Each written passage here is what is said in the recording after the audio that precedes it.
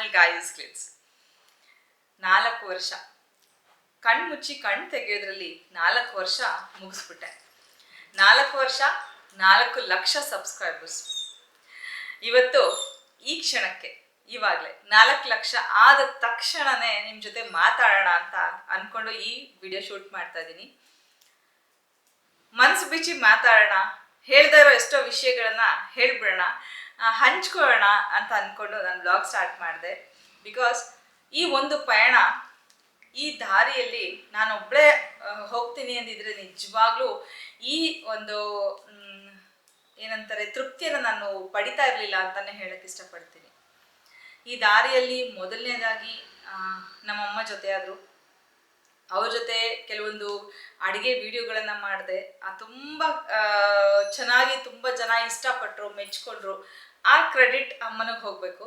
ಅದಾದ ನಂತರ ನಮ್ಮ ಮನೆಯವರು, ನಮ್ಮ ಮನೆಯಲ್ಲಿರೋ ನನ್ನ ಮಗ ಆಗಲಿ ಮನೆಯವರಾಗಲಿ, ನನ್ನ ಫ್ಯಾಮಿಲಿ ಪೂರ್ತಿಯಾಗಿ ನನ್ನ ಮನೆಯವರ ಕಡೆಯ ಫ್ಯಾಮಿಲಿ ಎಲ್ಲರೂ ಅಷ್ಟು ಸಪೋರ್ಟ್ ಮಾಡಿದ್ರು. ಮೊದಲನೆಯ ಒಂದು ವಿಡಿಯೋಯಿಂದ ಇಲ್ಲಿವರೆಗೂ ನಾವು ಯಾವಾಗಲೂ ನಿನ್ನ ಜೊತೆ ಇದ್ದೀವಮ್ಮ, ಮಾಡು ಮಾಡು, ಅದು ಮಾಡು, ಇದು ಮಾಡು, ಇನ್ನೂ ಎನ್ಕರೇಜ್ ಮಾಡಿ ನನಗಿನ್ನ ದಾರಿಗಳನ್ನು ತೋರಿಸ್ತಾ ಹೋದರು. ತುಂಬ ಖುಷಿ ಇದೆ. ತುಂಬ ಅಂದರೆ ತುಂಬ ವಿಷಯಗಳು ಮನಸ್ಸಿಗೆ ಒಂದೇ ಸಲ ಸ್ಟ್ರೈಕ್ ಆಗ್ತಿದೆ. ಅದನ್ನು ಹೇಳಲ್ಲ, ಇದನ್ನು ಹೇಳಲ್ಲ ಅನ್ನೋ ಥರ. ಯೂಟ್ಯೂಬ್ ಅನ್ನೋದು ಒಂದು ನನ್ನ ಕನಸಾಗಿರಲಿಲ್ಲ, ಆಸೆನೂ ಆಗಿರಲಿಲ್ಲ. ದಿಢೀರಂತ ಆಯ್ಕೆ ಮಾಡ್ಕೊಂಡಿದ್ದು ನನ್ನ ಕಸಿನ್. ಮೊದಲನೆಯ ಒಂದು ಥ್ಯಾಂಕ್ ಯು ಅವನಿಗೆ. ನನ್ನ ಕಸಿನ್ಗೆ ಕಾಲ್ ಮಾಡಿದೆ, ನನ್ನ ತಮ್ಮ ಅವನು. ಕಾಲ್ ಮಾಡಿ, ವಿನಿ ನಾನು ಹಿಂಗೆ ಯೂಟ್ಯೂಬ್ ಮಾಡೋಣ ಅಂತ ಅಂದ್ಕೊಳ್ತಾ ಇದ್ದೀನಿ, ಏನು ಮಾಡಲಿ, ನಂಗೆ ಏನಾದರೂ ಒಂದು ಸಜೆಷನ್ ಕೊಡು ಅಂದ ತಕ್ಷಣ ಅವನು ನನ್ನ ಇನ್ನೊಬ್ಬ ಕಸಿನ್ ಇಬ್ಬರು ಸೇರಿಕೊಂಡು ನನಗೆ ಸಿಕ್ಕಾಪಟ್ಟೆ ವೀಡಿಯೋಸ್ ಕಳಿಸಿದ್ರು. ಅಂದರೆ ರೆಫರೆನ್ಸಿಗೆಲ್ಲ ಅಮೇರಿಕನ್ ವೀಡಿಯೋಸ್ ಕಳಿಸಿದ್ರು. ಅಂದರೆ ಯೂಟ್ಯೂಬ್ನ ಅಂದರೆ ಶೂಟ್ ಮಾಡೋದು ಹೇಗೆ ಅಥವಾ ಎಡಿಟಿಂಗ್ ಮಾಡೋದು ಹೇಗೆ ಅಂತ. ಇದು ತುಂಬ ಸಿಂಪಲ್ ಆಗಿರುತ್ತೆ, ನೋಡ್ಕೋ ಅಕ್ಕ, ಕಲ್ತ್ಕೋ, ನೋಡು ಅಂತ ಹೇಳಿ. ತುಂಬ ಖುಷಿ ಆಯ್ತು ನನಗೆ. ಮೊದಲನೇ ಹೆಜ್ಜೆ ಅಲ್ಲೇ ಅಂತ ಅನ್ಕೋತೀನಿ. ಅಲ್ಲಿ ಅವ್ರು ಹೇಳಿದಾಗ ನಂಗೆ ಅನಿಸಿದ್ದು, ಓಕೆ ಮಾಡ್ಬೋದು ನಾನು, ಮಾಡ್ಲಾ ಅಂತ. ಮಾಡು. ಯಾರೂ ಅಂದ್ಕೊಂಡಿರಲಿಲ್ಲ ನನ್ನ ದಾರಿ ಈ ಮಟ್ಟಕ್ಕೆ ಬಂದು ತಲುಪುತ್ತೆ ಅಥವಾ ಇಲ್ಲಿ ಬಂದು ಇವತ್ತು ನಿಂತ್ಕೋತೀನಿ ಅಂತ ಯಾರೂ ಅಂದ್ಕೊಂಡಿರಲಿಲ್ಲ. ಮೊದಲನೇ ಥ್ಯಾಂಕ್ ಯು ಅವರಿಗೆ.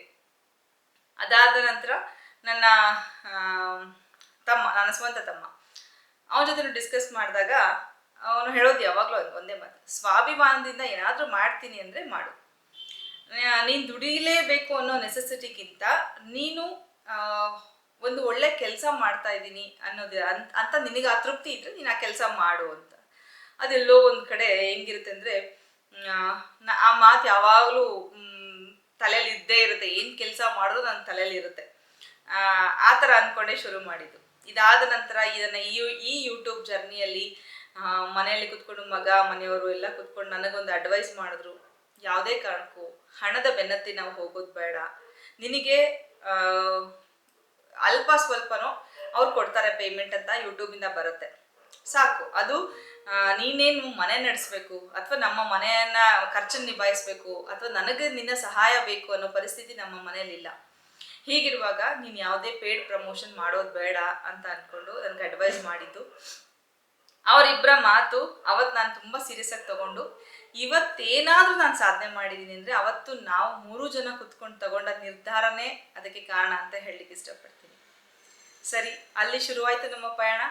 ಪ್ರಮೋಷನ್ಸ್ ಅಂತ ಸ್ಟಾರ್ಟ್ ಮಾಡಿಕೊಂಡೆ. ಪ್ರಮೋಷನ್ಸ್. ಆ ಪ್ರಮೋಷನಲ್ಲಿ ಸಿಕ್ಕಂಥದ್ದು ನನ್ನ ಯೂಟ್ಯೂಬ್ ಕುಟುಂಬ.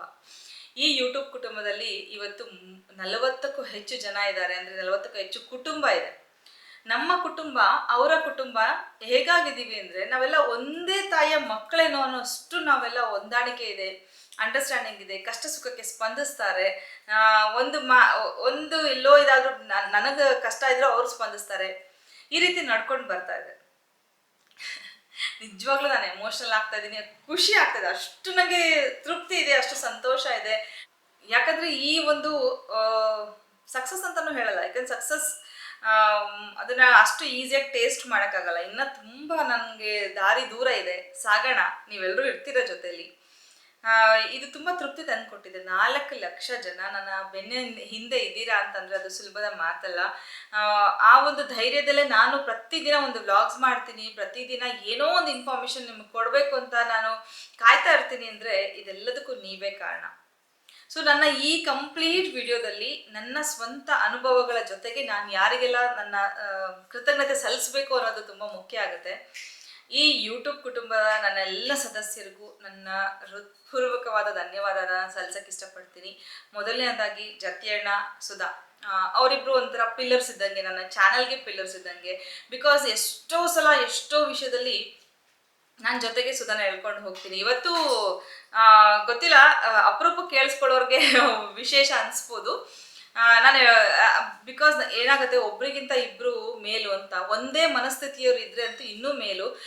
ನಮಗೆ ಡಿಸಿಷನ್ ತೊಗೊಳಕ್ ಬರಲ್ಲ, ಕೆಲವೊಂದು ಜಾಗದಲ್ಲಿ ಏನು ಡಿಸಿಷನ್ ತೊಗೋಬೇಕಂತ ಬರಲ್ಲ. ಆಗ ಒಬ್ರಿಗಿಂತ ಇಬ್ರು ಮೇಲು ಅನ್ನೋ ಹಾಗೆ ನನಗೆ ಯಾವಾಗಲೂ ಜೊತೆಲಿರ್ತಾಳೆ. ಅವಳಿಗೆ ಸ್ಪೆಷಲ್ ಥ್ಯಾಂಕ್ಸ್. ಆ್ಯಂಡ್ ಅಣ್ಣ, ಜತಿ ಅಣ್ಣ, ಯಾಕಂದರೆ ನಮ್ಮ ಈವೆಂಟ್ಗಳು ಇಷ್ಟು ಸಲೀಸಾಗಿ ಸರಾಗವಾಗಿ ನಡ್ಕೊಂಡು ಹೋಗ್ತಾ ಇದೆ ಅಂದರೆ ಕ್ರೆಡಿಟ್ ಅಣ್ಣಂಗೆ ಸೇರಬೇಕು. ಎಲ್ಲದನ್ನು ನಾನು ನಿಭಾಯಿಸ್ತೀನಿ, ನಾವು ಇದ್ದೀವಿ, ನೀನು ಆರಾಮಾಗಿರು ಅಂತ ನಮ್ಮ ಮನೆಯವ್ರಿಗೆ ಧೈರ್ಯ ಹೇಳ್ತಾನೆ ಇರ್ತಾರೆ. ಆ್ಯಂಡ್ ಸೆಕೆಂಡ್ಲಿ ಟು ಸತ್ಯ ಸರ್ ಆ್ಯಂಡ್ ಫ್ಯಾಮಿಲಿ. ಸತ್ಯ ಸರ್ ಕೂಡ ನನ್ನ ಯೂಟ್ಯೂಬ್ ಫ್ಯಾಮಿಲಿಯ ಒಂದು ಪಿಲ್ಲರ್. ಬಿಕಾಸ್ ನನ್ನ ಮತ್ತು ಸತ್ಯ ಸರ್ ಫ್ಯಾಮಿಲಿಯ ಒಂದು ಸಂಬಂಧ ಒಂದು 17-18 ವರ್ಷದ ಹಿಂದಿನ ಸಂಬಂಧ. ನಾವು ಒಂದು ತಾಯಿಯ ಮಕ್ಕಳ ಥರನೇ ನಾವೆಲ್ಲ ಇರೋದು. ನನ್ನ ಚಾನಲ್ಗೆ ಅವರ ಸಪೋರ್ಟ್ ಕಾನ್ಸ್ಟೆಂಟ್ ಆಗಿದೆ. ಯಾವತ್ತಿಗೂ ಅಷ್ಟೇ, ನಾವಿದ್ದೀವಿ ಸಿಸ್ಟರ್, ಇಷ್ಟೇ ಅವ್ರ ಮಾತು. ಅವ್ರಿಗೂ ಕೂಡ ನನ್ನ ಕಡೆಯಿಂದ ಥ್ಯಾಂಕ್ಸ್ ಹೇಳಕ್ಕೆ ಇಷ್ಟಪಡ್ತೀನಿ. ಆ್ಯಂಡ್ ಈ ಒಂದು ಟೈಮಲ್ಲಿ ನಾನು ರವಿ ಸರ್ ಮತ್ತು ವೀಣಾ ಮೇಡಮ್ನ ಮರ್ತರೆ ತಪ್ಪಾಗ್ಬಿಡುತ್ತೆ. ತುಂಬ ಥ್ಯಾಂಕ್ಸ್ ಹೇಳಕ್ಕೆ ಇಷ್ಟಪಡ್ತೀನಿ. ಯಾಕಂದರೆ ತುಂಬ ಜನ ಏನಂದರೆ, ತುಂಬ ಚೆನ್ನಾಗಿದೆ ನಿಮ್ಮ ಚಾನಲ್, ತುಂಬ ಚೆನ್ನಾಗಿ ನಡೆಸ್ತಾ ಇದ್ದೀರಾ ಅಂತ ನನಗೆ ಹೊಗಳ್ತಾರೆ, ಖುಷಿ ಪಡ್ತಾರೆ, ನನಗೂ ಖುಷಿ ಪಡಿಸ್ತಾರೆ.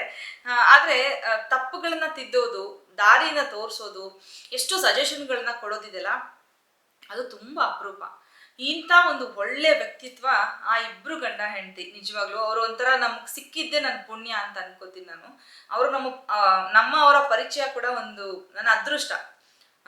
ಸರ್ಗೆ ನಾನು ಅವರ ಆಯಿಲ್ ಮಿಲ್ ಪ್ರಮೋಷನ್, ಅಂದರೆ ನಮ್ಮ ಗಾಣದ ಪ್ರಮೋಷನ್ ನಾನು ಮಾಡಿರ್ಬೋದು.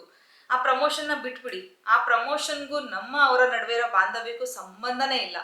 ಒಂದು ಅವರ ಹೊಟ್ಟೆಲಿ ಹುಟ್ಟಿದ ಮಗಳಿದ್ರೆ ಅವ್ರು ಎಷ್ಟು ಕೇರ್ ಮಾಡ್ತಿದ್ರು, ಮ್ಯಾಮ್ ಅಷ್ಟು ಕೇರ್ ಮಾಡ್ತಾರೆ. ಒಂದು ಚಿಕ್ಕದಾಗಿ ಏನೋ ಒಂದು ಆಯ್ತು ಅಂದರೆ ಇಮಿಡಿಯೇಟ್ಲಿ ನಂಗೆ ಕಾಲ್ ಮಾಡ್ತಾರೆ, ಗಾಯು ಹಂಗಲ್ಲ, ಗಾಯು ಇದು ಹಿಂಗೆ, ಅದು ಹಂಗಲ್ಲಪ್ಪ, ಇದನ್ನೇ ನಾನು ಇನ್ನೂ ಹೇಳ್ತಾ ಇರ್ತೀನಿ. ನಿಮಗೆಲ್ಲ ನಾಳೆ ಎಜುಕೇಷನ್ ಬಗ್ಗೆ ಏನಾದರೂ ಹೇಳಬೇಕು ಅಂದರೆ ಮ್ಯಾಮ್ ಆಲ್ರೆಡಿ ನಂಗೆ ಹೇಳ್ತಾರೆ, ಕೆಲವೊಂದು ಪಾಯಿಂಟ್ಸ್ ಅವ್ರು ಹೇಳ್ಕೊಡ್ತಾರೆ. ಎಷ್ಟು ನನಗೆ ಸಪೋರ್ಟ್ ನೀವು ಊಹಿಸೋಕ್ಕೂ ಆಗಲ್ಲ. ವ್ಲಾಗ್ಸ್ನ ಇಷ್ಟು ಈಸಿಯಾಗಿ ಮಾಡ್ಕೊಂಡು ಹೋಗ್ತಾರ ಅಂತ. ಎಷ್ಟೋ ಸಲ ಬೆಳಗ್ಗೆ ಕುತ್ಕೊಂಡು ವಿಡಿಯೋ ಮಾಡಿ ನಿಮಗೆ ಎಡಿಟಿಂಗ್ ಮಾಡಿ ನಾನು ಪೋಸ್ಟ್ ಕೂಡ ಮಾಡಿರ್ತೀನಿ. ಅಂದರೆ ಇಷ್ಟು ಜನ ನನಗೆ ಬೆಂಬಲವಾಗಿ ಹಿಂದೆ ನಿಂತಿದ್ದಾರೆ ಅಂತಲೇ ಹೇಳ್ಬೋದು. ಹಾಗೆ ಎಲ್ಲದಕ್ಕಿಂತ ತುಂಬ ದೊಡ್ಡ ಥ್ಯಾಂಕ್ಸ್ ಅಂದರೆ ನಮ್ಮ ಮನೆಯವ್ರಿಗೆ. ಯಾಕಂದರೆ ಹೇಳ್ತಾರೆ, ಎವ್ರಿ ಸಕ್ಸಸ್ಫುಲ್ ಮ್ಯಾನ್ ಅಂದರೆ ಹಿಂದ್ಗಡೆ ಒಬ್ಬ ಹೆಣ್ಣಿರ್ತಾಳೆ ಅಂತ. ಹಾಗೆ ನನ್ನ ಸಕ್ಸಸ್ ಹಿಂದ್ಗಡೆ ನನ್ನ ಕ್ರೆಡಿಟ್ ಪೂರ್ತಿ ನಮ್ಮ ಮನೆಯವ್ರಿಗೆ ನಾನು ಕೊಡ್ಲಿಕ್ಕೆ ಇಷ್ಟಪಡ್ತೀನಿ.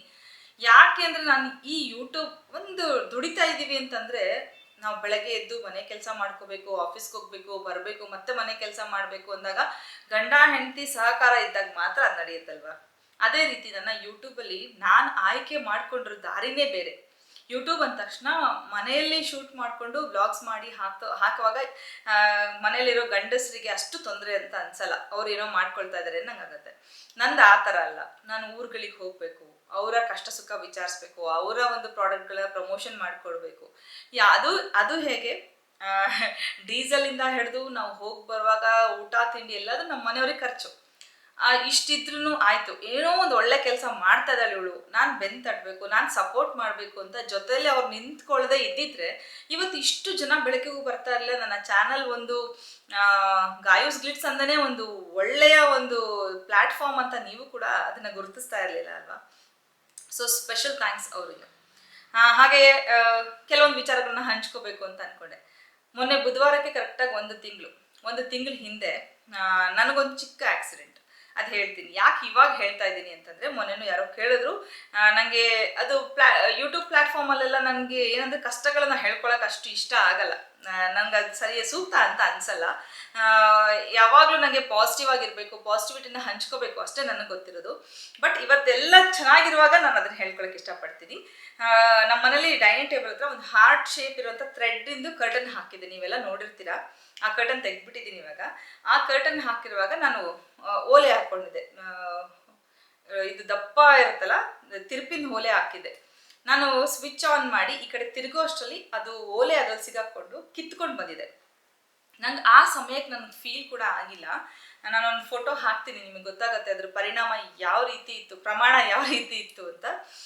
ಕಿತ್ಕೊಂಡು ಬಂದಿದ್ದು ನಂಗೆ ಗೊತ್ತಾಗ್ಲಿಲ್ಲ. ಆಮೇಲೆ ಮುಟ್ಟು ನೋಡ್ಕೊಂಡೆ, ಓಲೆ ಇಲ್ಲ. ಅಯ್ಯೋ ಓಲೆ ಅಂತ ಹುಡ್ಕಕ್ಕೆ ಶುರು ಮಾಡಿದೆ. ಓಲೆ ಹುಡುಕುವಾಗ ಅನ್ಸಿದ್ದು ನನಗೆ ಅಷ್ಟು ದಪ್ಪ ಇದ್ದಿದ್ದು ಓಲೆ ಹೊರಗೆ ಹೆಂಗೆ ಬಂತು ಅಂತ. ಆವಾಗ ಕನ್ನಡಿ ಹತ್ರ ಹೋಗಿ ನೋಡ್ಕೊಂಡ್ರೆ ಕಿವಿ ಪೂರ್ತಿ ಕಟ್ಟಾಗಿತ್ತು. ಸಡನ್ ಆಗಿ ಅದನ್ನ ಪ್ರೆಸ್ ಮಾಡಿ ಹಾಗೆ ಹಿಡ್ಕೊಂಡು ಹತ್ತು ಕರೆದು, ಅಂದ್ರೆ ಅದು ನೋವು ಗೊತ್ತಾಗ್ತಾ ಇಲ್ಲ ನಂಗೆ ನಿಜವಾಗ್ಲೂ ನೋವು ಗೊತ್ತಾಗಿಲ್ಲ. ನನಗೆ ಕಿವಿ ಕಟ್ಟಾಗ್ಬಿಡ್ತಲ್ಲ ಅಂತ ನಂಗೆ ನೋವು. ಅದನ್ನ ಇಟ್ಕೊಂಡು ಹಾಗೇನೆ ಮತ್ತೆ ದಾವಣಗೆರೆಗೆ, ನಮ್ಮ ಊರಲ್ಲಿ ಸ್ವಿಚರ್ ಮಾಡ್ಸೋಕೆಲ್ಲ ಇಲ್ಲಿ ಅಷ್ಟು ಇದಿಲ್ಲ, ದಾವಣಗೆರೆಗೆ ಹೋದ್ವಿ. ಹಾಗೆಯೇ ಹೋಗಿ ದಾವಣಗೆರೆಗೆ 7 ಸ್ಟಿಚಸ್ ಅಂದ್ರೆ 7 ಹೊಲಿಗೆಗಳು ಬಿತ್ತು ಕಿವಿಗೆ.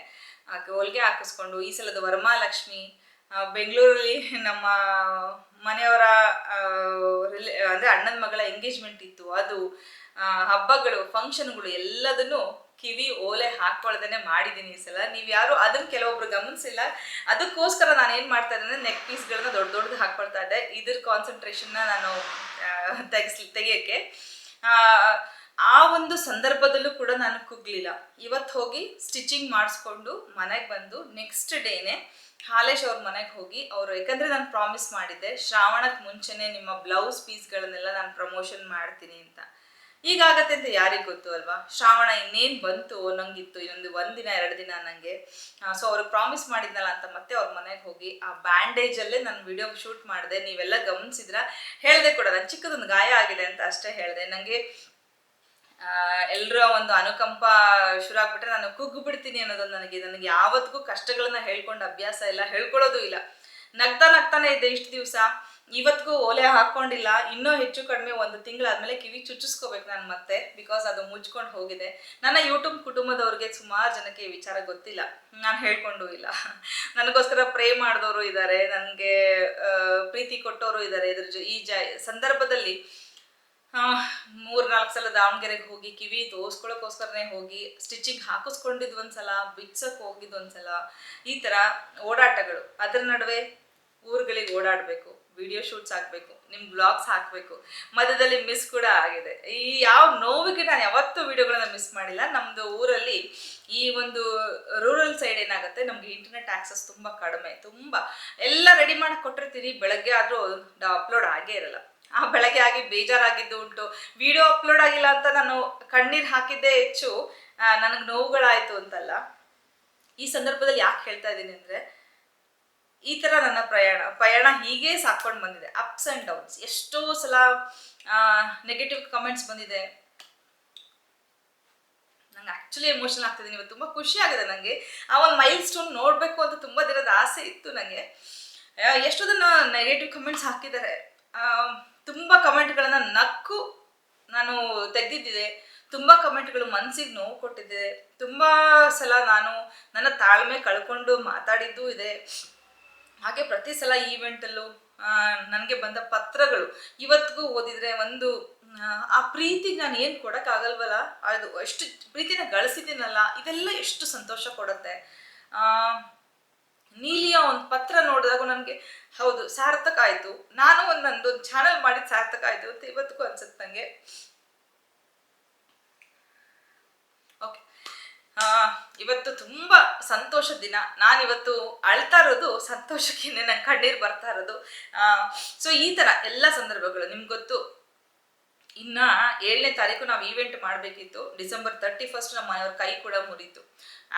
ನಡ್ಕೊಂಡು ಹೋಗ್ತಿದ್ದವ್ರಿಗೆ ಬೈಕ್ ಹೊಡೆದವ್ರ ಕೈ ಫ್ರಾಕ್ಚರ್ ಆಗಿ, ಆಪ್ರೇಷನ್ ಆಗಿ, ರಾಡ್ ಹಾಕಿ, ಆಪ್ರೇಷನ್ ಆಗಿ 2 ದಿನ. ಇವತ್ತು ಆಪ್ರೇಷನ್ ಆಯಿತು, ಮತ್ತೆ ನಾಳೆ ಡಿಸ್ಚಾರ್ಜ್ ಮಾಡಿದ್ದು ನೆಕ್ಸ್ಟ್ ಡೇನೆ ನಾವು ಮತ್ತೆ ಬ್ಯಾಂಗ್ಳೂರು ಟ್ರಾವೆಲ್ ಮಾಡಿದ್ವಿ. ಕಾರಣ ಈವೆಂಟಿಗೆ ಆರ್ಗನೈಸ್ ಮಾಡಿಬಿಟ್ಟಿದ್ವಿ. ಜಯನಗರದಲ್ಲಿ ನಾವು ಏನು ಈವೆಂಟ್ ಮಾಡಿದ್ವಲ್ಲ ಅದು ಆರ್ಗನೈಸ್ ಮಾಡಿದ್ವಿ. ಆ ಸಂದರ್ಭದಲ್ಲೂ ನಾವು ಕುಗ್ಲಿಲ್ಲ. ಅವರು ಮಲಗಿ ರೆಸ್ಟೂ ಮಾಡಲಿಲ್ಲ. ಇಡೀ ದಿನ ನಾವು ಫೀಲ್ಡಲ್ಲೇ ಇದ್ವಿ. ಆ ಈವೆಂಟ್ನ ಮುಗಿಸ್ಕೊಟ್ವಿ. ಯಾಕಂದರೆ ಅಷ್ಟು ಜನರ ಹೊಟ್ಟೆ ಮೇಲೆ ಹೊಡಿಬಾರ್ದು, ನಾವೆಲ್ಲ ಅರೇಂಜ್ ಮಾಡಾಗಿದೆ. ನಾವು ಹೇಗೋ ಒಂಚೂರು ಸಹಿಸ್ಕೊಂಬಿಡೋಣ ಅಂದ್ಕೊಂಡು ನಾವು ಮಾಡಿದ್ವಿ.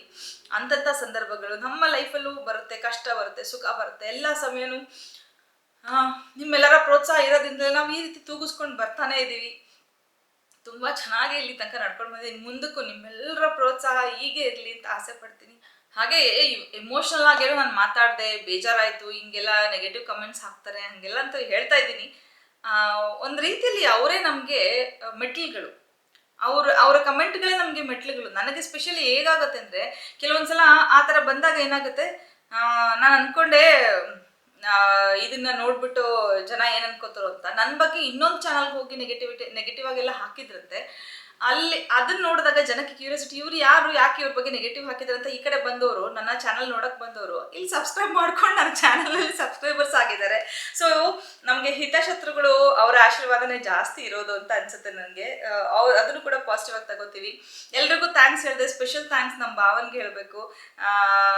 ನಿಮ್ಗೆಲ್ರಿಗೂ ಗೊತ್ತು, ಚಂದ್ರಶೇಖರ್ ಅಂತ ಹೇಳಿ ನಮ್ಮ ಮನೆಯವರ 5ನೇ ಅಣ್ಣ, ಅವರ ಫ್ಯಾಮಿಲಿ, ಅಕ್ಕ ಭಾವ ಫುಲ್ ಫ್ಯಾಮಿಲಿ ನಮ್ಗೆ ಯಾವಾಗೂ ಸಪೋರ್ಟ್ ಮಾಡ್ತಾ ಬಂದಿದ್ದಾರೆ. ವೆರಿ ಬ್ರಾಡ್ ಮೈಂಡೆಡ್ ನಮ್ಮ ಭಾವ. ಯಾಕಂದರೆ ಕೆಲವು ಫ್ಯಾಮಿಲಿಯಲ್ಲಿ ಭಾವ ಅಂದರೆ ನಾವು ಎಷ್ಟು ರೆಸ್ಪೆಕ್ಟ್ ಕೊಡ್ತೀವಿ ಅಂದರೆ, ನಾವು ಅವ್ರ ಎದುರಿಗೆ ಮಾತಾಡಲ್ಲ, ಅವ್ರು ಏನು ಅನ್ಕೋತಾರೋ ಈ ಥರ ಹಿಂಜರಿಕೆ ಇರುತ್ತೆ. ಬಟ್ ಯಾವಾಗಲೂ ಬೆನ್ನು ತಟ್ಟಿದ್ದಾರೆ. ಏನೇ ಆಗಲಿ ಮಾಡಮ್ಮ, ತುಂಬ ಚೆನ್ನಾಗಿದೆ, ಅದಕ್ಕಿಂತ ಒಳ್ಳೇದು ನಾನು ಬರ್ತೀನಿ, ಎಲ್ಲೇ ಈವೆಂಟ್ ಮಾಡಲಿ ನಮ್ಮ ಭಾವನ ಫಸ್ಟ್ ಮಾತು, ನಾನು ಬರ್ತೀನಮ್ಮ, ನೀವು ಮಾಡಪ್ಪ, ನೀನು ಮಾಡಪ್ಪ, ನಾ ಬರ್ತೀನಿ, ಎಲ್ಲಿರೋದು ಹೇಳಪ್ಪ, ನಂಗೆ ಮುಂಚೆ ತಿಳಿಸು ಸಾಕು, ನಾನು ಬರ್ತೀನಿ ಅಂತ. ಸೊ ಈ ರೀತಿ ನನಗೆ ನನ್ನ ಕುಟುಂಬದವರು, ಅವರ ಹೆಸರನ್ನ ಹೇಳ್ತಾ ಇದ್ದೀನಿ, ಬಟ್ ಇನ್ನು ಉಳಿದವ್ರು ಎಲ್ಲರೂ ಕೂಡ. ನಮ್ಮ ಇತ್ತೀಚೆಗಷ್ಟೇ ನನ್ನ ಕೋ ಸಿಸ್ಟರ್ನೊಬ್ಬರನ್ನ ಕಳ್ಕೊಂಡೆ ನಾನು ಇತ್ತೀಚೆಗಷ್ಟೇ. ಅವರು ಕೂಡ ಎಷ್ಟು ಪ್ರೋತ್ಸಾಹ ಮಾಡೋರು. ನಿನ್ನ ಬಗ್ಗೆ ನಂಗೆ ತುಂಬ ಹೆಮ್ಮೆ ಅನಿಸುತ್ತೆ. ನಂಗೆ ಇಡೀ ಏರಿಯಾದಲ್ಲಿ ಎಲ್ಲರೂ ನಾನು ವಾಕ್ ಹೋದ್ರೆ ನಿನ್ನ ಬಗ್ಗೆ ಕೇಳ್ತಾ ಇರ್ತಾರೆ, ನಾನು ಪ್ರತಿ ವಿಡಿಯೋ ನೋಡ್ತೀನಿ, ಮಿಸ್ ಮಾಡಲ್ಲ ಅಷ್ಟು. ಅಂದರೆ ಅವ್ರನ್ನ ಇತ್ತೀಚೆಗೆ ಕಳ್ಕೊಂಡ್ವಿ ನಾವು. ಹಿಂಗೆ ನನಗೆ ಫ್ಯಾಮಿಲಿ ಸಪೋರ್ಟ್ ತುಂಬಾ ಇದೆ. ಎಷ್ಟು ಜನಕ್ಕೆ ಇರುತ್ತೆ ಅಲ್ವಾ ಫ್ಯಾಮಿಲಿಯಲ್ಲಿ ಎಲ್ಲರೂ. ಒಂದು ಪಬ್ಲಿಕ್ ಪ್ಲ್ಯಾಟ್ಫಾರ್ಮ್ ಅಂದ ತಕ್ಷಣವೇ ಏನು ಅನ್ಕೋತಾರೆ ಅಂದರೆ, ಇದು ಬೇಡಪ್ಪ, ಕ್ಯಾಮ್ರಾ ಮುಂದೆ ಯಾಕೆ ಹೋಗೋದು ಹಾಗೆ ಅಂತ. ಬಟ್ ಇಲ್ಲಿ ಅದೆಲ್ಲದಕ್ಕಿಂತ ಹೆಚ್ಚಾಗಿ ನನ್ನ ಮಾಡ್ತಿರೋ ಕೆಲಸಗಳು, ನನ್ನ ಕಾಯಕ ಮಾತಾಡ್ತಾ ಇದೆ. ನನ್ನ ಕಾಯಕಕ್ಕೆ ಅವ್ರದ್ದೆಲ್ಲರದ್ದು ಸಪೋರ್ಟ್ ಇದೆ. ನಾವೇನೇ ನಿರ್ಧಾರ ತಗೊಂಡ್ರು ಅದು ಸರಿ ಇದೆ ಅಂತೇಳಿ ಬೆನ್ನು ತಡ್ತಾ ಇದ್ದಾರೆ. ಸೊ ಎಲ್ರಿಗೂ ಮತ್ತೊಮ್ಮೆ ಹೃತ್ಪೂರ್ವಕವಾದ ಧನ್ಯವಾದ. ನನ್ನ ಫ್ಯಾಮಿಲಿಗೆ, ಫ್ರೆಂಡ್ಸಿನ ಮರೆಯೋಕ್ಕಾಗುತ್ತಾ, ಫ್ರೆಂಡ್ಸ್ ನನ್ನ ತುಂಬ ಆಪ್ತರು ನನಗೆ ತುಂಬ ಸಜೆಷನ್ಸ್ ಕೊಟ್ಟಿದ್ದಾರೆ, ತುಂಬ ಕಡೆ ತಿದ್ದಿದ್ದಾರೆ. ನನ್ನ ಫ್ರೆಂಡು, ಬೆಸ್ಟ್ ಫ್ರೆಂಡ್ಸ್ ಇದ್ದಾರೆ ನನಗೆ. ಸೊ ಒಬ್ರಿಬ್ರು ಹೆಸರು ತಗೊಂಡ್ರೆ ಇನ್ನು ಉಳಿದವ್ರಿಗೆ ಬೇಜಾರಾಗುತ್ತೆ. ನನ್ನ ಬೆಸ್ಟ್ ಫ್ರೆಂಡ್ಸ್ ಯಾವಾಗಲೂ, ಗಾಯಿ ಇದು ಸರಿ ಇದೆ, ನೀನು ಹಿಂಗೆ ಇರು, ನೀನು ಹಿಂಗೆ ಮಾಡು, ಕ್ಯಾಮ್ರಾ ಮುಂದೆ ಹೀಗೆ ಇರಬೇಕು, ನೀನು ಆ ಥರ ಎಲ್ಲ ಯಾರ್ದೋ ನೋಡಿ ಏನೂ ಮಾಡೋಕ್ಕೆ ಹೋಗಬೇಡ. ಹಾಗೆ ಇನ್ನೂ ಒಬ್ಳು ಫ್ರೆಂಡು, ಇದು ಸರಿ ಇದೆ, ಮೀನ್ಸ್ ನನ್ನ ಕೆಲಸಗಳಿಗೆ ಕೆಲವೊಂದು ಅವಳು ಟಿಪ್ಸ್ ಕೊಡೋದಾಗಲಿ, ಈ ಥರ ಎಷ್ಟು ಜನಕ್ಕೆ ಈ ಅದೃಷ್ಟ ಸಿಗುತ್ತೆ. ನನ್ನ ಮಗ ಆಗಲಿ, A to Z ಈ ಚಾನಲ್, ನಾನು ಒಂದು ಚಾನಲ್ ಮಾಡಿದ್ದೀನಿ ಅಂದರೆ ಇವತ್ತು ಅವನೇ ಕಾರಣ. ಬಿಕಾಸ್ ಕೊರೋನಾದಲ್ಲಿ ನನ್ನ ಕೈಯಲ್ಲಿ ಸಿಗಾಕೊಂಡ, ಇಲ್ಲೇ ಇರಬೇಕಿತ್ತು ಮನೇಲಿ. ಸೊ ಆ ಟೈಮಲ್ಲಿ ಆ ಚಾನಲ್ನ ಒಂದು ಬ್ಯಾನರ್ ಮಾಡೋದಾಗಲಿ, ತಮ್ನೇಲ್ಸ್ ಮಾಡೋದು, ಎಡಿಟಿಂಗ್ ಮಾಡೋದು, ಕಂಪ್ಲೀಟಾಗಿ ಇಬ್ಬರು ಕೂತ್ಕೊಂಡು ಅಷ್ಟು ತಲೆ ಕೆಡಿಸ್ಕೊಂಡು ನಾವು ಅಪ್ಲೈ ಮಾಡಿದ್ದಾಗಲಿ ಪ್ರತಿಯೊಂದು ಅವನಿಗೆ ಕ್ರೆಡಿಟ್ ಹೋಗುತ್ತೆ. ಸೊ ಇನ್ಯಾರನ್ನಾದ್ರೂ ಮರ್ತಿದ್ರೆ ದಯವಿಟ್ಟು ನನ್ನ ಕ್ಷಮಿಸಿ. ಯಾಕಂದರೆ ಸಡನ್ನಾಗಿ ನನ್ನ ಮನಸ್ಸಿಗೆ ಬಂದಂಗೆ ನಾನು ಮಾತಾಡ್ತಾ ಇದ್ದೀನಿ. ಯಾರ್ಯಾರು ನೆನಪಾಗ್ತಿದೆ ಎಲ್ರಿಗೂ ನಾನು ಥ್ಯಾಂಕ್ಸ್ ಹೇಳ್ತಾ ಇದ್ದೀನಿ. ಎಲ್ಲದಕ್ಕಿಂತ ಹೆಚ್ಚಾಗಿ ನೀವು ಈ 4 ಲಕ್ಷ ಜನರಿದ್ದೀರಲ್ಲ, ನಿಮಗೆ ನಾನು ಏನು ಕೊಡ್ಲಿಕ್ಕೆ ಸಾಧ್ಯ ಇಲ್ಲ. ಇನ್ನು ಒಳ್ಳೆ ಕಂಟೆಂಟ್ನ ಕೊಡೋಕ್ಕೆ ಇಷ್ಟಪಡ್ತೀನಿ. ನಾನು ಒಳ್ಳೆ ವ್ಯಕ್ತಿತ್ವಗಳನ್ನ ಪರಿಚಯಿಸ್ತಾ ಹೋಗ್ತೀನಿ ಅಂತ ಪ್ರಾಮಿಸ್ ಮಾಡ್ತೀನಿ. Thank you so much. ನನ್ನ 4 ವರ್ಷದ ಜರ್ನಿಯ ಜೊತೆಗೆ ಹರಿಪ್ರಿಯಾ ಅವರ ನೇಚರ್ಸ್ ವೇನ್ನ 4 ವರ್ಷದ ಜರ್ನಿ ಕೂಡ ಇಂದಿಗೆ ಆಗಿದೆ. ನಮಸ್ತೆ ಎಲ್ರಿಗೂ. ದೇವರ ಕೃಪೆ, ಧನ್ವಂತರಿ ಆಶೀರ್ವಾದದಿಂದ ನೇಚರ್ಸ್ ವೇ 4ನೇ ವರ್ಷದ ಅದ್ದೂರಿ ಸಂಭ್ರಮದ ಆಚರಣೆಯಲ್ಲಿದೆ. ಹಾಗೂ ರವಿ ಸರ್ಗೆ ಎಷ್ಟು ಕೃತಜ್ಞತೆ ಹೇಳಿದ್ರು ಸಾಲಲ್ಲ. ಯಾಕೆಂದರೆ ಕೃತಜ್ಞತೆ ಅನ್ನೋದು ಭಾಳ ಒಂದು ಸಣ್ಣ ವರ್ಡ್ ಆಗುತ್ತೆ. ಶ್ರೀಮದ್ ಭಗವತ್ ಆಚಾರ್ಯರ ಕೃಪೆಯಿಂದ ನಮ್ಮ ಎಲ್ಲ ಪ್ರಾಡಕ್ಟ್ಗಳು ಆಶೀರ್ವಚನದ ಮೂಲಕ ಸಿಕ್ಕಿದ್ದು ಪೂರ್ವಜನ್ಮದ ಪುಣ್ಯ ಅಂತ ಈ ಸಂದರ್ಭದಲ್ಲಿ ಹೇಳ್ಬೋದು. ಹೊಸ ಪ್ರಾಡಕ್ಟ್ಗಳನ್ನು ಯೂಟ್ಯೂಬ್ ಮುಖಾಂತರ ತಲುಪಿಸ್ತಾ ಇರೋದು ಮಿಸಸ್ ಗಾಯತ್ರಿ ಅವರು ನಮ್ಮ ಗಾಯು ಲಿಟಲ್ಸ್ ಯೂಟ್ಯೂಬ್ ಚಾನೆಲ್ನ ಮೂಲಕ. ಸೊ ನೀವು ಒಂದೆರಡು ಮಾತುಗಳನ್ನ ಆಡಬೇಕು ಅಂತ ಕೇಳ್ಕೊಳ್ತೀನಿ. ಹೇಳ್ತೀನಿ. ಸೊ ಲೈವ್ ಬಂದ್ಬಿಡುತ್ತೆ, ವೆಲ್ಕಮ್ ಟು ಮೈ ಚಾನಲ್ ಅಂತ ಹೇಳೋ ನೆಕ್ಸ್ಟ್ ಬಂದ್ಬಿಡುತ್ತೆ ಲೈವ್ ನಂದು. ಮೊದಲಿಗೆ ಗುರುಗಳಿಗೆ ನಮಸ್ಕಾರ ಹೇಳ್ತಾ, ಇದು ಕಾರ್ಯಕ್ರಮ ಹರಿಪ್ರಿಯಾ ಅವರ ಸಾಧನೆಗೆ ಒಂದು ಸಲ್ಲಬೇಕಾಗಿರುವಂಥ ಒಂದು ಸಕ್ಸಸ್ ಪ್ರೋಗ್ರಾಮ್ ಇದು. ಬಟ್ ಬಂದಾಗಿಂದ ನನಗೆ ನನ್ನದೇ ಕಾರ್ಯಕ್ರಮ ಅಂತ ನನ್ನ ಅನ್ಸೋಕೆ ಶುರುವಾಗ್ತಿದೆ. ಯಾಕಂದರೆ ಹರಿಪ್ರಿಯಾಗೆ ಹತ್ರ ಇರೋ ಕಸ್ಟಮರ್ಸ್ ಅಷ್ಟು ನಮ್ಮ ಸಬ್ಸ್ಕ್ರೈಬರ್ಸ್ ಅಂತ ಹೇಳ್ಕೊಳ್ಳೋ ಹೆಮ್ಮೆ, ಖುಷಿ ಎರಡೂ ನನಗಿದೆ. ಹರಿಪ್ರಿಯಾನಿಂದ ನಾನೇ ಜಾಸ್ತಿ ಬ್ಯುಸಿ ಆಗಿಬಿಟ್ಟಿದ್ದೆ ಬೆಳಗ್ಗೆ ಈಗ ಎಲ್ಲರೂ ಮಾತಾಡ್ಸ್ಕೊಳ್ತಾ. ಹರಿಪ್ರಿಯಾ ಒಂದು ಚಿಕ್ಕದಾಗಿ ಹೇಳಕ್ಕೆ ಇಷ್ಟಪಡ್ತೀನಿ. ಮೊದಲನೇ ಬಾರಿಗೆ ಅವ್ರನ್ನ ಅಪ್ರೋಚ್ ಮಾಡಿದಾಗ ತುಂಬ ಸತಾಯಿಸಿದ್ದೀನಿ ನಾನು. ನಮ್ಮ ಚಾನಲಲ್ಲಿ ನಾವು ಪ್ರಮೋಟ್ ಮಾಡೋದು 100% ಜೆನ್ಯೂನ್ ಆಗಿರಬೇಕು, ಆರ್ಗ್ಯಾನಿಕ್ ಆಗಿರಬೇಕು, ಕೆಮಿಕಲ್ ಫ್ರೀ ಆಗಿರಬೇಕು, ದೇಸಿ ಪ್ರಾಡಕ್ಟ್ ಆಗಿರಬೇಕು, ಈ ಥರ ಒಂದು ಒತ್ತು ಕೊಟ್ಕೊಂಡು ನಾನು ಯೋಚನೆ ಮಾಡ್ತಾ ಇದ್ದೆ. ಆಯುರ್ವೇದಿಕ್ ಅಂದ ತಕ್ಷಣ ನಿಮಗೆಲ್ಲ ಗೊತ್ತು, ಒಂದು ಮೆಡಿಕಲ್ ಶಾಪ್ ಹೋದ್ರೆ ನಮ್ಮಲ್ಲಿ ಆಯುರ್ವೇದಿಕ್ ಟ್ಯಾಬ್ಲೆಟ್ ಸಿಗುತ್ತೆ, ಟಾನಿಕ್ ಸಿಗುತ್ತೆ ಅಂತ ಹೇಳ್ತಾರೆ. ಅವರು ಆಯುರ್ವೇದಿಕ್ ಪ್ರಾಡಕ್ಟ್ಸ್ ಮಾಡ್ತೀನಿ ಮೇಡಮ್, ನಮ್ಮ ಮನೇಲೆಲ್ಲ ಆಯುರ್ವೇದಿಕ್ ಡಾಕ್ಟರ್ಸ್ ಜಾಸ್ತಿ ಇದ್ದಾರೆ ಅಂದ ತಕ್ಷಣ ನನ್ನ ಅಂದ್ಕೊಂಡಿದ್ದು ಇವರು ಯಾರೋ ಆಗ್ತದವ್ರೆ ಅಂದ್ಕೊಂಡು ರೆಸ್ಪಾನ್ಸ್ ಮಾಡಲಿಲ್ಲ. 2ನೇ ಸಲ ಕಾಲ್ ಮಾಡಿದ್ರು, 3ನೇ ಸಲ ಮಾಡಿದ್ರು. ನೋಡೋಣ ಕಳಿಸ್ಕೊಡಿ ಅಂತಂದೆ. ಆ ನಂಬಿಕೆ ಗಳಿಸೋಕೆ ಸುಮಾರು 6 ತಿಂಗಳು ಬೇಕಾಯಿತು ಅಲ್ವಾ ರೀತಿಯ ಸುಮಾರು 6 ತಿಂಗಳ ತನಕ ಸತಾಯಿಸಿ ಆ ನಂತರ ನನಗೆ 100% ಕಾನ್ಫಿಡೆಂಟ್ ಬಂದು ಖುಷಿಯಿಂದ ಹೇಳ್ಕೊಡ್ತೀನಿ. ನಮ್ಮಲ್ಲಿರೋ ಎಷ್ಟೋ ಪ್ರಾಡಕ್ಟಲ್ಲಿ 100% ಜೆನ್ಯೂನ್ ಆಗಿರೋ ಪ್ರಾಡಕ್ಟಲ್ಲಿ ಹರಿಪ್ರಿಯ ಒಂದು ಮೊದಲನೇದು ಇವತ್ತು. ಅದಕ್ಕೆ ಸಾಕ್ಷಿ ನೀವೆಲ್ಲರೂ ತುಂಬ ಹೆಮ್ಮೆ ಆಗುತ್ತೆ ನನಗೆ. ಹಾಗೆ ಹೆಣ್ಮಕ್ಳು ಏನು ಬೇಕಾದರೂ ಮಾಡ್ಬೋದು. ಹೌದು, ನಮ್ಮಲ್ಲಿ ಎಷ್ಟೋ ಜನ ಸೀರೆ ಮಾರೋರಿದ್ದಾರೆ, ಅಂದರೆ ತವ್ರ ಮನೆ ಉದ್ಧಾರ ಮಾಡೋಕ್ಕೆ ಆ ತವ್ರ ಊರಿನ ಸೀರೆಗಳನ್ನ ತಾನು ತರಿಸಿ ಮಗ್ಗದ ಸೀರೆಗಳನ್ನ ಮಾರೋರಿದ್ದಾರೆ. ಅದ್ರ ಜೊತೆಗೆ ಹರಿಪ್ರಿಯ ಅವರು ಕೂಡ ಅವರ ತವ್ರ ಮನೆ ಸಂಪ್ರದಾಯ, ಅಂದರೆ ತಾತ ಆಯುರ್ವೇದಿಕ್ ಪಂಡಿತರು, ಅದನ್ನು ಮುಂದುವರ್ಸ್ಕೊಂಡು ಹೋಗಬೇಕು, ಹೇಗಾದರೂ ನಾನು ಇದನ್ನು ಬಿಡಬಾರ್ದು ಅಂತೇಳಿ ತುಂಬ ಫೇಲ್ ಆಗಿದ್ದಾರೆ. ತುಂಬ ಪ್ರಾಡಕ್ಟ್ಸ್ ಅವ್ರದ್ದು ತುಂಬ ಲಾಸ್ ಕೂಡ ಮಾಡ್ಕೊಂಡಿದ್ದಾರೆ. ಎಷ್ಟೋ ಟ್ರಯಲ್ ಆ್ಯಂಡ್ ಎರರ್ ನನಗೆ ಕಳಿಸ್ತಾರೆ, ನಾನು ಯೂಸ್ ಮಾಡ್ತೀನಿ. ಹರಿಪ್ರಿಯ ಇಂಚೂರು ಈ ಥರ ಆಗ್ಬೋದಿತ್ತೇನೋ ಅಂತ ನಾನು ಹೇಳಿದ ತಕ್ಷಣ ಅಷ್ಟು ವೇಸ್ಟೇ ಅದು. ಮತ್ತೆ ಹೊಸದಾಗಿ ಮಾಡ್ತಾರೆ, ಟ್ರೈ ಮಾಡಿ ಸಕ್ಸಸ್. ಅದು ಒಂದು ಹೇಳ್ತಾರಲ್ಲ, ಅದನ್ನು ಮುಟ್ಟೋ ತನಕನೂ ಬಿಡಬಾರ್ದು ಅನ್ನೋದು ಒಂದು ಹಠ. ಅದಕ್ಕೆ 3 ವರ್ಷ ಕಳೆದಾಗಿದೆ. 3 ವರ್ಷದ ಅವ್ರು ಗಳಿಸಿರೋ ಪ್ರೀತಿ ಜನ ಅದಕ್ಕೆ ಸಾಕ್ಷಿ. ಇವತ್ತು ನಾನು ಹೇಳ್ತಾ ಇದ್ದೀನಿ, ಇನ್ನು 3 ವರ್ಷಕ್ಕೆ ಇದೆಲ್ಲೋ ಹೋಗಿ ಮುಟ್ಟುತ್ತೆ. ನಮ್ಮಲ್ಲಿ ಸುಮಾರು 35ರಿಂದ 36 ಪ್ರಾಡಕ್ಟ್ ಅಂದರೆ ಬಟ್ಟೆನೂ ಬಂತು, ತಿನಿಸಿನೂ ಬಂತು. ಬೆಳಗ್ಗೆ ಎದ್ದು ನೀವು ಬ್ರಷ್ ಮಾಡಿದ್ರೆ ರಾತ್ರಿ ಮಲ್ಗೋವರೆಗೂ ನಮ್ಮ ಚಾನಲಲ್ಲಿ ಕಂಪ್ಲೀಟ್ಲಿ ಕೆಮಿಕಲ್ ಫ್ರೀ ಪ್ರಾಡಕ್ಟ್ ಸಿಗುತ್ತೆ. ಅದರಲ್ಲಿ ಹರಿಪ್ರಿಯ ಅಂತೂ completely skin care, hair care ಆಗಲಿ, ಆರೋಗ್ಯಕ್ಕೆ ಏನು ಬೇಕು, ಕಾಲು ನೋವಿಗೆ ಏನು ಬೇಕೋ ಏನೇ ನೀವು ನನಗೆ ಯಾರು ಕಾಲ್ ಮಾಡ್ತಾರೆ, ಸ್ಕಿನ್ ಪ್ರಾಬ್ಲಮ್ ಇದೆ ಮ್ಯಾಮ್, ನನ್ನ ಮಗಳಿಗೆ ಹಂಗಾಗಿದೆ, ನನಗೆ ಹಿಂಗಾಗಿದೆ ಅಂತ. ನನಗೊಂದು ಈಸಿ ಮೆಡಿಸಿನ್ ಗೊತ್ತು, ಹರಿಪ್ರಿಯನ್ ಕಾಲ್ ಮಾಡಿ ಅಷ್ಟೇ. ಹರಿಪ್ರಿಯನ್ ಕಾಲ್ ಮಾಡಿದ ತಕ್ಷಣ ನಿದ್ದೆ ಕೆಡಿಸ್ಕೊಂಡು ರಾತ್ರಿ ಪೂರ್ತಿ ಯೋಚನೆ ಮಾಡಿ ಬೆಳಗ್ಗೆ ಅದಕ್ಕೆ ಸೊಲ್ಯೂಷನ್ ಬೇಕು ಅವ್ರು ಕಂಡುಹಿಡಿದಿರ್ತಾರೆ. ಬೆಳಗ್ಗೆ ಅವ್ರಿಗೆ ಅವ್ರು ಕೊಟ್ಬಿಟ್ಟಿರ್ತಾರೆ. ರಿಸಲ್ಟ್ ಬಂದಮೇಲೆ ನನಗೆ ಗೊತ್ತಾಗುತ್ತೆ, ಹೌದು ಹರಿಪ್ರಿಯ ಇದು ಕರೆಕ್ಟಾಗಿ ಕೊಟ್ಟಿದ್ದಾರೆ, ಸಕ್ಸಸ್ ಆಯ್ತದು ಅಂತ. ಸೊ ಇದು ಈಸಿ ಆಗಿಬಿಟ್ಟಿದೆ ನನಗೆ. ಗಾಯತ್ರಿ ಮೇಡಮ್ ಇಟ್ಟಿರುವ ನಂಬಿಕೆಗೆ ಸದಾ ಆಭಾರಿಯಾಗಿರ್ತೀವಿ. ನಿಮ್ಮೆಲ್ಲರ ಸಹಕಾರ ಅಷ್ಟೇ ಮುಖ್ಯ ಪಾತ್ರವಾಗಿದೆ. ನಿಮ್ಮೆಲ್ಲರ ಪ್ರೀತಿ, ನಂಬಿಕೆ, ವಿಶ್ವಾಸ ನಮ್ಮ ಜೊತೆ ಹೀಗೆ ಮುಂದುವರಿಯಲಿ. ಸದಾ ಬೆನ್ನೆಲುಬಾಗಿ ನಿಂತಿರುವ ಗಾಯು ಗ್ಲಿಟ್ಸ್ ಫ್ಯಾಮಿಲಿ ಹಾಗೂ ನಮ್ಮ ಫ್ಯಾಮಿಲಿಗೆ ಹೃದಯಪೂರ್ವಕ ವಂದನೆಗಳು. Thank you. ಹಾಗೆ ಆ್ಯನಿವರ್ಸರಿಗೋಸ್ಕರ ಸ್ಪೆಷಲ್ ಆಫರ್ 25ರಿಂದ ಇದೇ ತಿಂಗಳು 30ರವರೆಗೆ. ದಯವಿಟ್ಟು ನೀವೆಲ್ಲ ಅದನ್ನು ಉಪಯೋಗಿಸ್ಕೊಳ್ಳಿ ಅಂತ ನಾನು ಕೇಳ್ಕೊಳ್ತೀನಿ. Thank you so much.